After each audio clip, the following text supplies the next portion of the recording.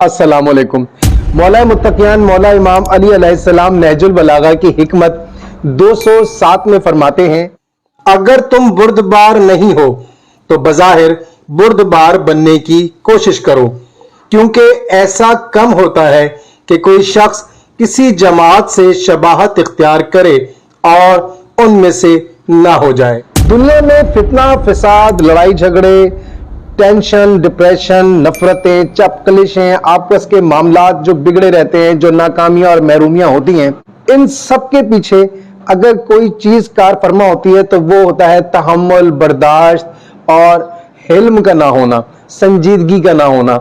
ये चीजें ना होने से दुनिया में नाकामियां और परेशानियों का हम सामना करते हैं। मौला मुत्तकियान मौला अली अलैहिस्सलाम फरमाते हैं कि अगर तुम बुर्दबार नहीं हो, तहम्मुल मिजाज नहीं हो, तुम्हारे अंदर बर्दाश्त नहीं है, तो कोशिश करो कि इस तरीके से अपनाने की कोशिश करो, बुर्दबार बनने की कोशिश करो। तुम इस तरह के लोगों की पैरवी करो, उस जमात के लोगों की पैरवी करो कि जो तहम्मुल मिजाज हैं।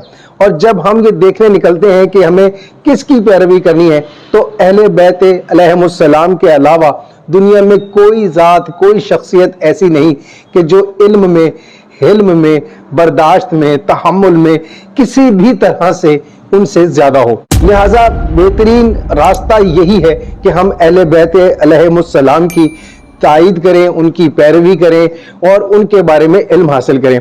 और उसको हासिल करने के लिए जो सबसे आसान तरीका है वो नहजुल बलागा का मुतालिया है। उसका मुतालिया किया जाए, उसमें मौला के फरामीन को समझा जाए, उसे पढ़कर समझकर उसकी पैरवी की जाए, तो कोई वजह नहीं है, हो ही नहीं सकता कि इंसान के पास इल्म ना हो, हिल्म ना हो, बर्दाश्त ना हो, संजीदगी ना हो, मामला फहमी ना हो।